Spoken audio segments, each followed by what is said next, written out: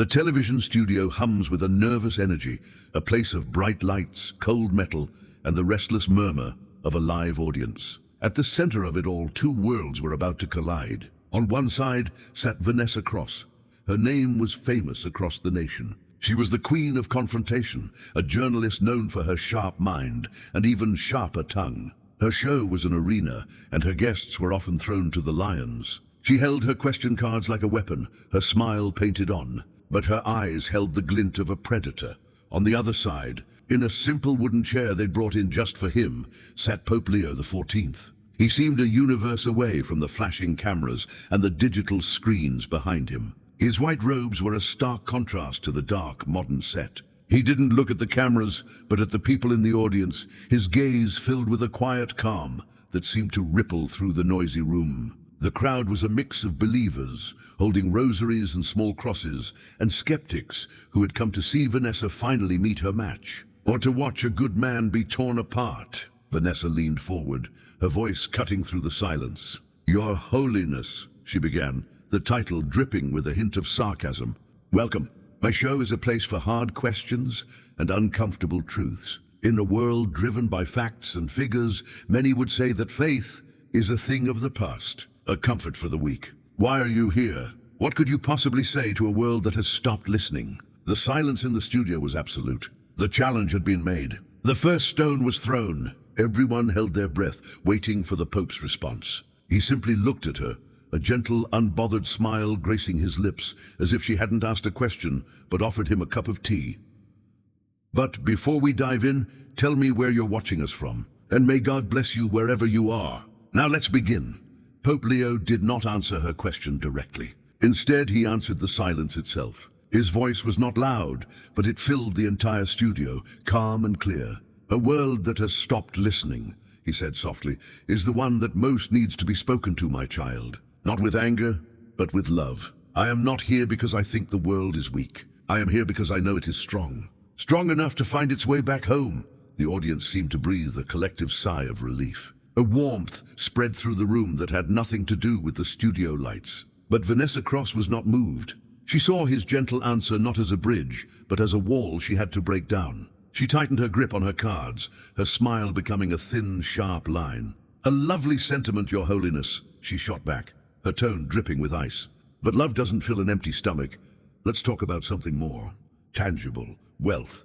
The Vatican is a treasure chest of priceless art, marble halls and golden artifacts. You are the head of one of the wealthiest institutions on earth. How can you sit here, the king of a golden palace, and claim to speak for the poor, the suffering, the humble? Is that not the greatest hypocrisy of all?" The accusation hung in the air, ugly and sharp. This was the attack the skeptics had been waiting for.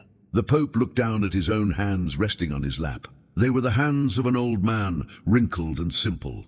He looked back up at Vanessa, his eyes filled not with anger but with a surprising sadness, as if he felt pity for her. "You are mistaken, my child," he said gently. "I am not a king. I am a gardener. The treasures you speak of do not belong to me. They belong to history. They belong to humanity. They are a testament to what the human soul can create when it is inspired by God. I am merely their caretaker." He leaned forward slightly. "The church's true treasure cannot be found in a vault. It is found in a soup kitchen in the middle of winter. Its true gold is in the heart of a mother praying for her child. Its greatest art is the kindness a stranger shows to another. That is the only wealth that truly matters, and it is a wealth I see in people every single day." A wave of applause started from the back of the audience and swept through the entire room.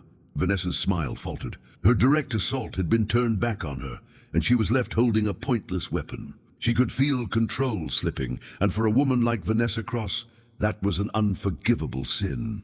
She knew she had to go deeper, to find a wound that even his faith could not heal.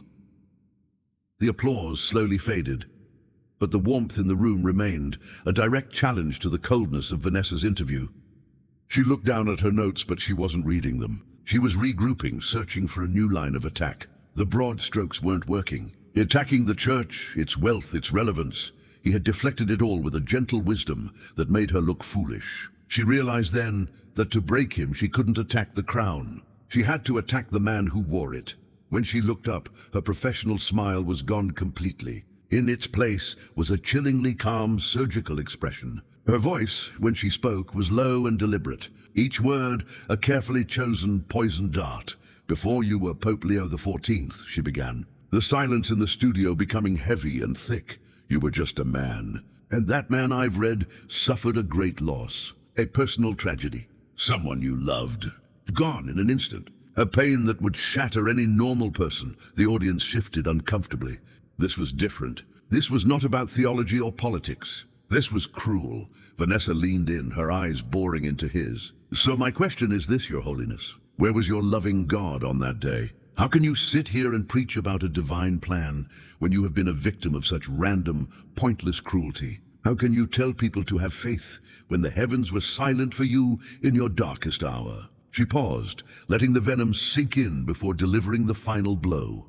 "Tell me honestly, didn't that pain destroy your faith? Didn't it prove to you, in that terrible silence, that you were utterly and completely alone?" A collective gasp went through the audience. A woman in the front row covered her mouth, her eyes wide with shock. The studio, which had been buzzing with energy just moments before, was now as silent as a tomb. Every camera zoomed in on the Pope's face. He did not look at Vanessa. He lowered his head slightly, his eyes closing for a long moment. The serene smile was gone, replaced by a profound and ancient sorrow. The silence stretched on, thick with unspoken pain. For the first time, it seemed Vanessa had found her mark. She had found a wound so deep that perhaps not even God could heal it. The silence in the studio was so heavy, it felt like a physical weight.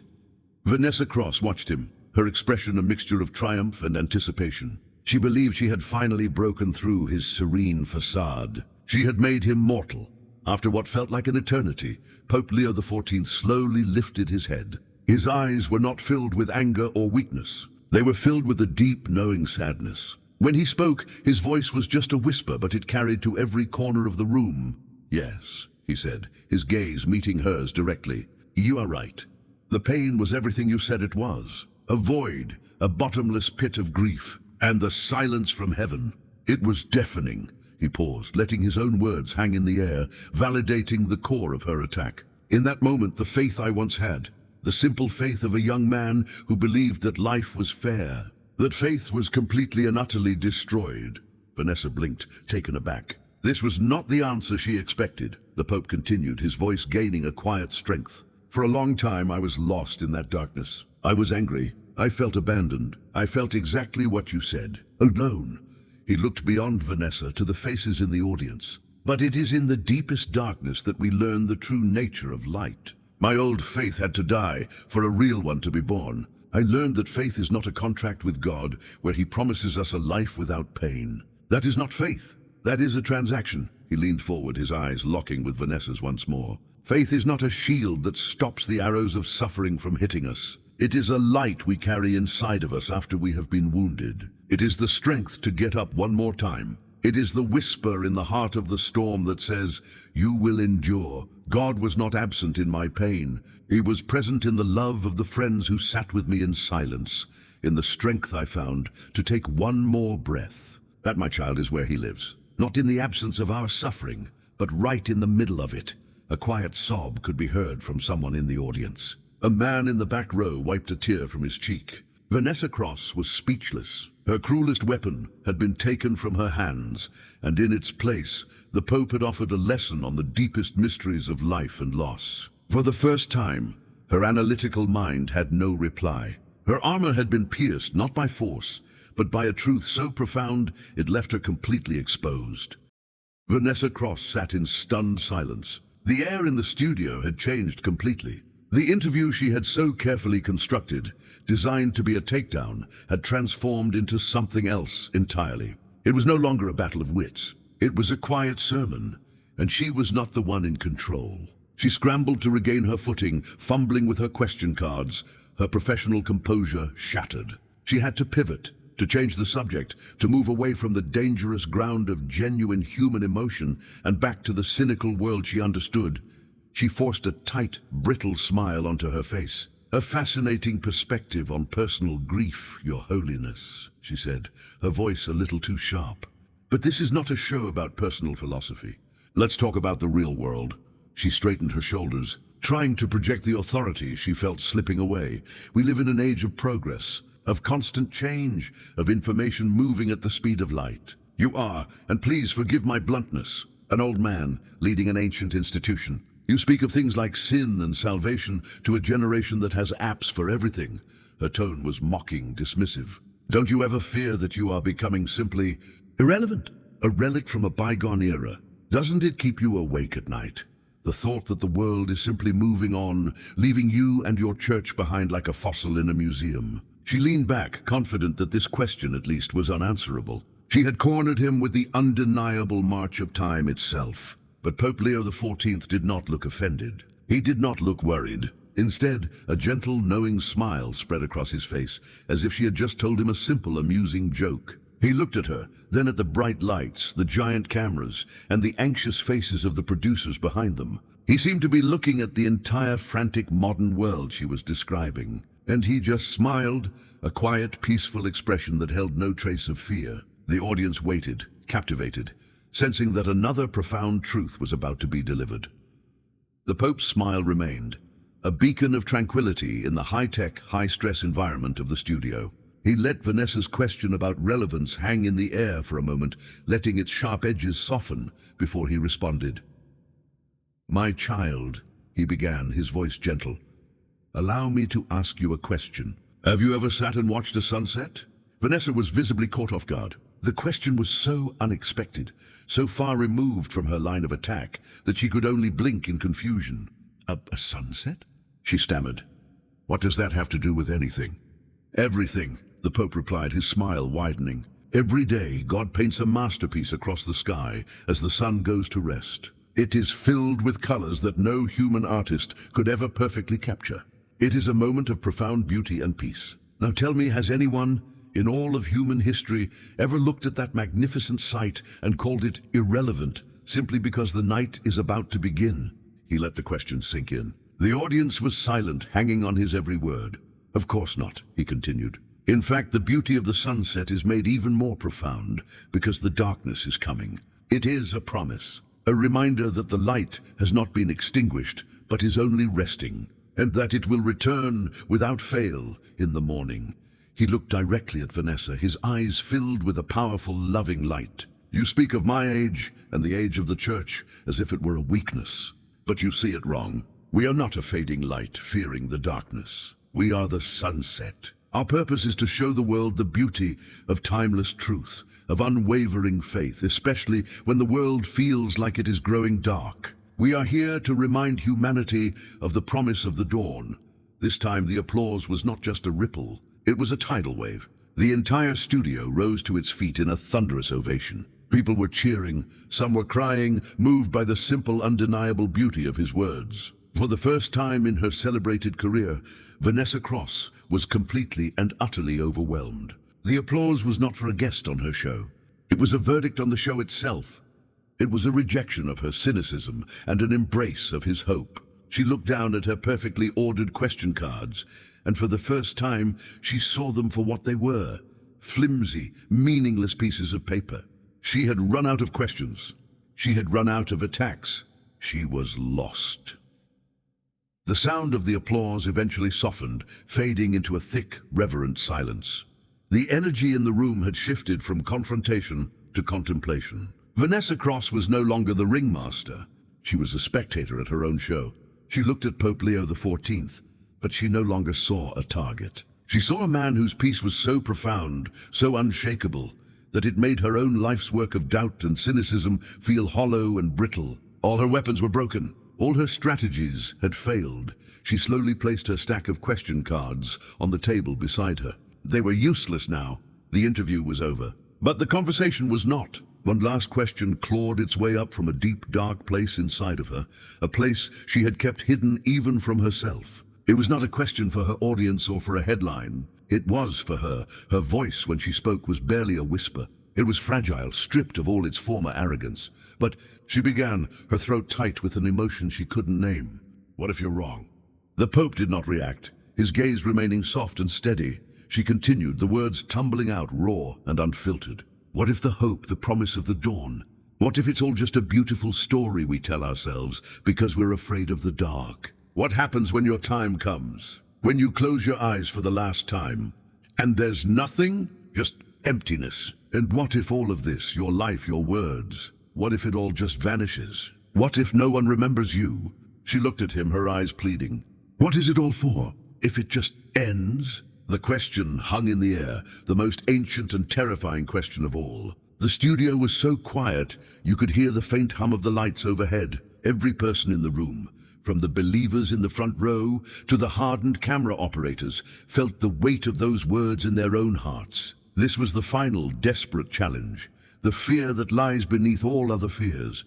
Pope Leo XIV looked at this woman, this brilliant, broken woman, and for the first time, he saw not an adversary but a lost child. He took a slow, deliberate breath, his expression softening into one of profound compassion. He was about to give his final answer. The Pope's eyes held no judgment, only a deep and sorrowful understanding. He saw the fear behind her question, the emptiness she had tried to fill with fame and sharp words. He did not offer her a complex theological argument or a quote from Scripture. He offered her a simple truth. "My child," he said, his voice soft as a prayer. "Do you ask what happens if I am wrong and my life was all for nothing? Let me tell you, if I am wrong and I die and there is only darkness, then I will have lost nothing. For I will have spent my entire life trying to live with love, to serve the poor, and to bring a little light into a world that so often feels dark. A life lived in love is never for nothing." He paused, letting the words settle in the silent room. "And as for being remembered, that is a burden for kings and celebrities, not for a servant of God. He knows my name. That is all the legacy I need." He leaned forward just an inch, his gaze kind and direct. He was no longer speaking to a television host or to an audience, but to one lost soul. "But the fear you speak of, Vanessa, the fear of being forgotten, of having your life's work vanish into silence, that is a real fear. And it leads us to the only question that has ever truly mattered." The camera held tight on Vanessa's face. She was barely breathing. "The question is not what the world will remember about me," the Pope said, his voice full of a gentle, heartbreaking power. "The real question is, what will they remember about you?" The words struck her not like an attack, but like a key turning in a lock deep within her heart. For years, her legacy was one of destruction, tearing people down, exposing flaws, winning arguments. In that single devastating question, she saw the sum of her life, and it was empty. The camera caught the reflection in her eyes, and then something no one had ever seen before. A single tear broke free and traced a silent path down her cheek. She didn't wipe it away. She was frozen, shattered by a truth she could no longer run from. Seeing her silent pain, Pope Leo XIV slowly rose from his chair. The audience watched mesmerized. He did not walk away in triumph. He walked around the table, and as the show's producers frantically signaled for the cameras to fade, he gently placed his hand on her shoulder. It was a simple act of forgiveness, of grace, of boundless compassion. The screen faded to black, leaving only a final thought. A life is not measured by the noise it makes, but by the quiet impact it has on the hearts of others. It is not about building a legacy of stone, but about leaving behind a trail of kindness,